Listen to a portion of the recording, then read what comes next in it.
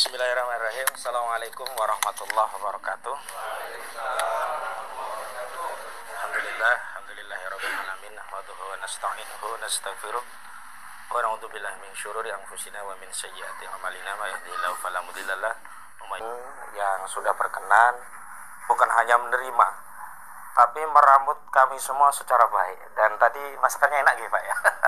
Luar biasa. Mudah-mudahan Allah membalasnya dengan yang lebih baik, dan kami mudah-mudahan juga bisa berkesempatan suatu hari kelak gantian ke Jakarta, kami yang merambutnya begitu. Dan yang kedua, kami perkenalkan hari ini hadir bersama kami di sebelah kanan saya adalah Dr. Majen TNI Purnawirawan Dr. Samsu Calang. Nah, kalau di zaman ABRI ya, belum berubah TNI Polri, beliau ini polisinya polisi, tapi bukan sambung. Ya, polisinya tentara. Nah, karena kalau nginget Sambu jangan langsung ingat beliau. Jadi kalau ngingat ABRI, polisinya ABRI dulu, bukan hanya tentara, polisinya ABRI itu adalah beliau, Pak Samsu. Dulu TNI sama polisi. Iya, Angkatan Bersenjata Republik Indonesia sebelum ada pemisahan. Kemudian di depan kami beliau adalah Bapak ini Laksamana. Kalau beliau Angkatan Darat nih hadir pula di tengah-tengah kita Angkatan Laut. Ya, Bapak Laksamana Purnawirawan TNI, Pak Slamet Subianto. Pak Slamet Subianto ini mantan Kasal nggih Pak nggih. Nah, hadir bersama kami, dan Masya Allah beliau dikontak, alhamdulillah langsung bisa bersama kami. Dan yang ketiga mungkin walaupun sudah kenal tetap saya perkenalkan kembali. Beliau yang paling garang, paling galak, paling concern tentang PIK 2, yang ngusir-ngusir preman. Jadi preman itu baru datang setelah beliau pergi. Jadi tahu jadwal beliau pergi. Makanya preman itu datang kalau sudah tahu jadwal beliau pergi gitu. Selama beliau ada nggak berani. Nah, beliau ini mantan Danjen Kopassus. Siapa lagi kalau bukan Pak Majen TNI Purnawirawan Sunarko gitu. Mantan Panglima juga Pak. Mantan Pangdam Aceh begitu. Dan saya sempat keliru menulis nama beliau itu nggak pakai ejaan lama. Harusnya kan Suwinarko.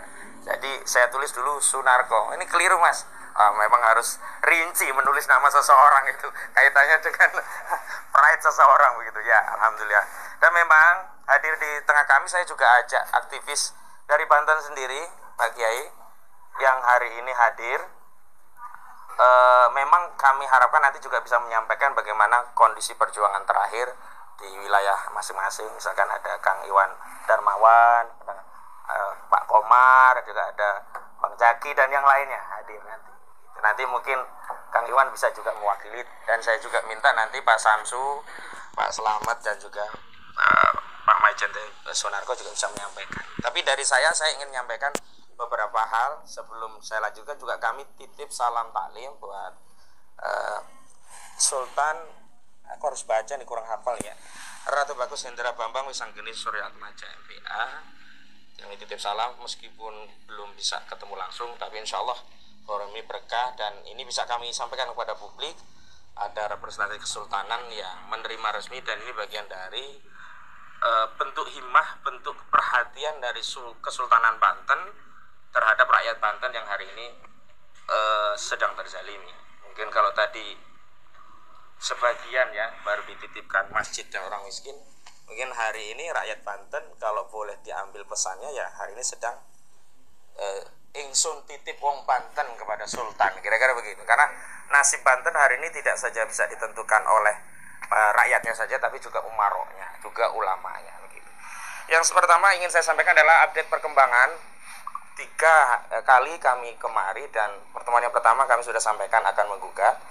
Perlu kami sampaikan bahwa gugatan kami yang kami ajukan kepada 8 pihak dan 1 turut tergugat itu sampai sidang mediasi ketiga tidak ada yang hadir. Jadi Aguan tidak datang, tidak hadir, Antoni Salim tidak hadir, Joko Widodo tidak hadir, Erlangga Hartarto tidak hadir, PT Pantai Indah Kapuk tidak hadir, PT Kukuh Mandiri Lestari tidak hadir, termasuk ya sahabatnya Pak Zaki, lurah-lurah ya, atau kepala desa ya, Surtawijaya dan Mas Kota juga tidak hadir begitu. Makanya terakhir gugatan dianggap gagal mediasi dan masuk pokok perkara.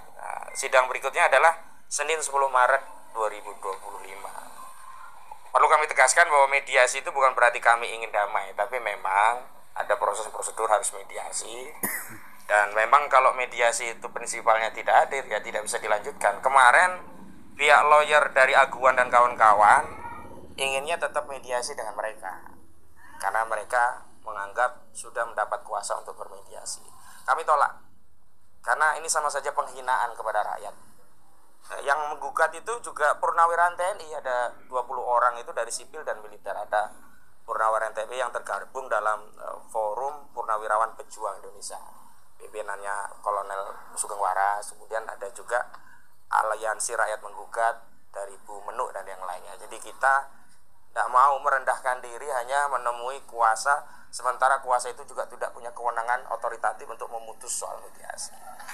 Selanjutnya terkait PIK 2, selain apa yang kami lakukan secara litigasi melalui persidangan, kegiatan non litigasi yang kami lakukan itu fokusnya pada dua hal. Yang pertama memahamkan, yang kedua memberanikan. Karena hari ini kita semua melihat, kami melihat langkah-langkah yang ditempuh oleh PIK 2 itu juga melakukan dua langkah.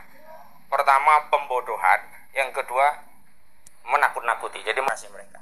Maka kami berjuang untuk memahamkan dan memberanikan. Karena umumnya keberanian itu muncul dari pemahaman. Paham baru dia berani.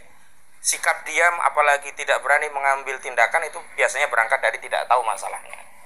Dan itu terkonfirmasi saat kami silaturahmi kepada Habib Rizik Syihab di Petamburan. Beliau juga amanahkan, karena ya ulama-ulama dalam tanda petik kalau nahwu sorof oke, mereka jago. Tapi kalau persoalan tentang ketatanegaraan, kebijakan, proyek dan sebagainya, mereka juga menunggu waki atau fakta yang terjadi seperti apa.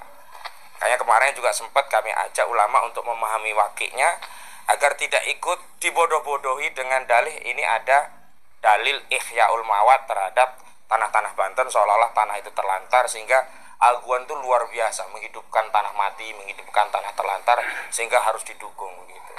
Dan kemarin dengan Bang Munarman juga kami jelaskan bahwa realitasnya Jokowi itu justru merampas tanah negara dan memberikannya kepada Aguan, karena di proyek strategis nasional PSN yang 1.755 hektar itu 1.500 hektar itu hutan lindung itu kewenangannya negara.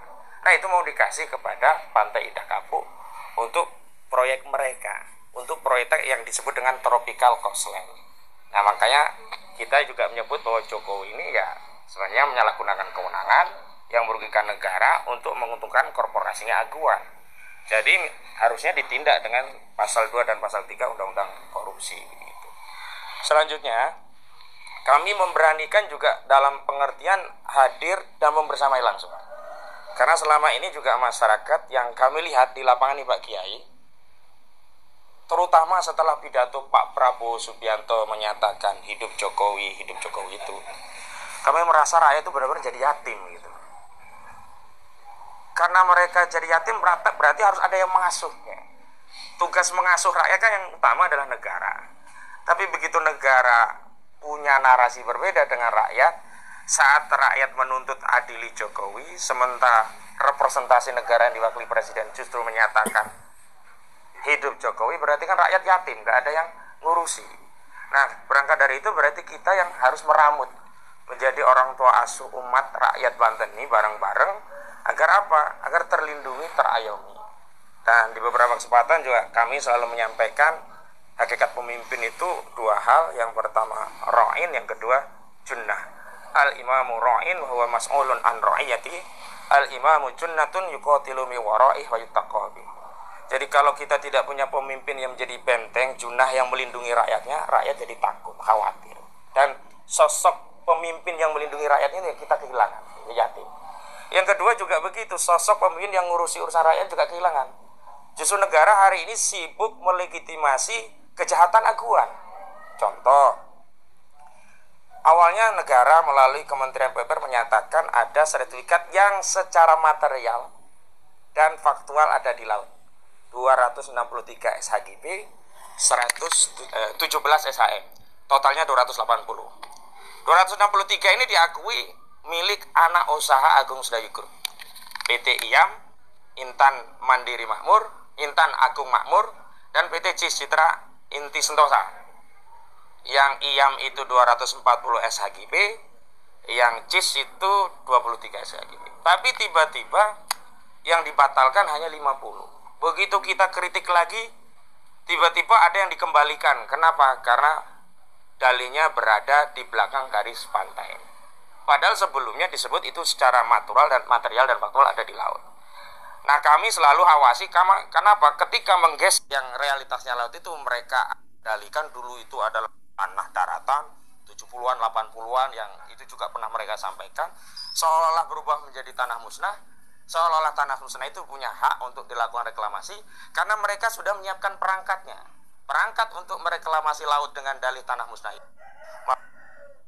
PP 18/2021. Ini yang sedang terus kita edukasi agar masyarakat paham bahwa laut kita itu mau dirampok, dirampas oleh aguan menggunakan kebijakan dan para pejabat yang pengkhianat. Terakhir, ketika kita kritik keras, Menteri ATR menyatakan bahwa semua sertifikat itu sudah dibatalkan. Tapi tidak ada bukti. Makanya sampai hari ini kami tidak akan pernah mempercayai statement itu sebelum sertifikat itu dibuka aslinya kemudian digunting di depan rakyat. Kalau sudah digunting baru tahu itu dibatalkan. Kalau cuma statement itu disimpan, suatu saat kita redam, diaktifkan kembali, kemudian jadi dalih untuk melakukan reklamasi, ini bahaya. Nah, misalkan contoh yang terakhir lagi ketika kita lihat negara justru sibuk membela aguan adalah pada kasus sertifikat laut yang dipersonifikasi kepada Lurah Kohot atau Kades Kohot, yakni Arsin, dan dilokalisir TKP-nya hanya di desa Kohot, bukan kelurahan, desa Kohot. Padahal kita tahu pagar laut sepanjang 30,16 km itu 16 desa ditambah beberapa desa di Kabupaten Serang. Yang pertama tadi di Kabupaten Tangerang. Nah, ini menunjukkan bahwa ada upaya melokalisir baik dari sisi lokasi dan juga individualisasi, seolah pelakunya hanya Arsin dan 3 orang. Arsin, Sekdes, kemudian ada SP dan C, Chandra sama Septian, dan kita tahu itu. Kemudian baru ketika kita kritik, kok pagar laut yang ada di dasar laut saja sudah diproses, sertifikat yang ngejogrok yang melibatkan TNI, bahkan TNI menjadi korban harus ngangkati, ada yang kena pancing, ada yang kena racun dan macam-macam, nggak ada yang bertanggung jawab. Sementara yang di Bekasi sudah ada yang bertanggung jawab, sudah dihukum untuk nyabut sendiri yang di Bekasi itu. Baru hari dari KKP Wahyu Sakti Tenggono, katanya pelakunya adalah Arsin Kades Kohot dan staf Arsin yang bernama T. Dugaan kami ini Tarsin yang hadir, yang kata Bang Khalid itu jangan-jangan itu staf lurah doang gitu. Nah, itu karena itu strategi untuk menyelamatkan dan melokasi terjadi sama baik di kasus pagar dan juga di kasus sertifikat. Padahal ini yang belum diketahui mayoritas publik, kejahatan di daratan ini kan baru bicara kejahatan di laut. Kejahatan di laut itu ada kejahatan pagar dan sertifikat laut. Di daratan lebih parah lagi. Di daratan itu modus operandi merampas tanah rakyat Banten itu dilakukan dengan cara apa? Dengan cara menerbitkan sertifikat yang overlap dengan tanah-tanah milik rakyat. Ketika diadu, rakyat yang akan dikalahkan, ya geng Agung Sedayu ini yang dimenangkan. Memang bukan aguan yang turun langsung. Dia pakai nama Angcun atau Ago Jali, ada Freddy, ada Henry, yang 3 orang ini menguasai 900 hektar tanah daratan. Coba bayangkan 3 orang 900 hektar tanah daratan. Ago Jali ini ya yang sebenarnya melakukan pemagaran laut, yang kita semua di lapangan udah tahu pelaku pemagarnya itu adalah Mandor Mehmet, yang biayai Angcun atau Gojali, yang supervisi itu adalah Ali Hanafi Ali Jaya. Untuk kepentingan apa? Agung Sedayu untuk apa? Proyek Pantai Indah Kapuk. Kalau ini narasinya nyambung logis. Tapi kalau lurah, dari mana dia dapat duit untuk membayar, untuk bikin pagar segitu lama? Terus untuk apa? Dari mana dia bisa bayar denda yang terakhir dikatakan klaim akan dibayar 48 miliar? Duit dari mana? Ya kan?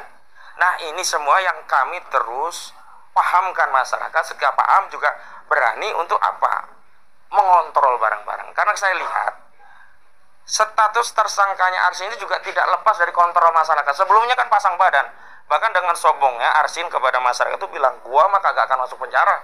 Presiden pun tidak akan bisa menjarain gua.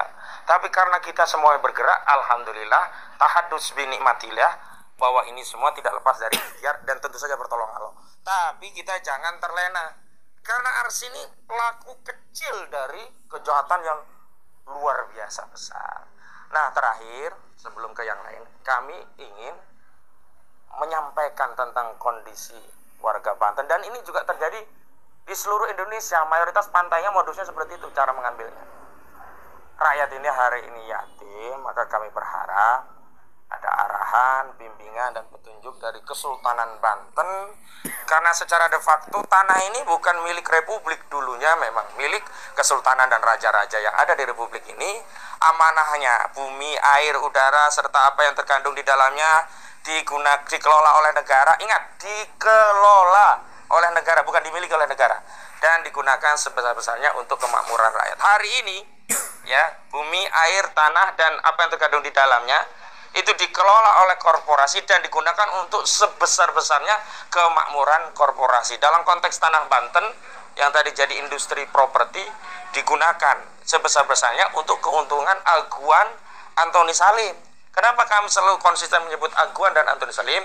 Karena 90% saham PIK 2 itu penguasanya adalah Agung Sedayu Group milik Aguan atau Sugianto Kusuma, dan Salim Group milik Antoni Salim. Nah, karena dasar dan alasan itulah kami hadir silaturahmi, mudah-mudahan nanti bisa dikasih arahan, petunjuk, dan agar apa yang kita diskusikan ini diketahui oleh rakyat Banten dan seluruh rakyat Indonesia, agar terjadi konsolidasi alamiah di tengah rakyat untuk melawan kezaliman ini. Itu saja pengantar dari saya, dan selanjutnya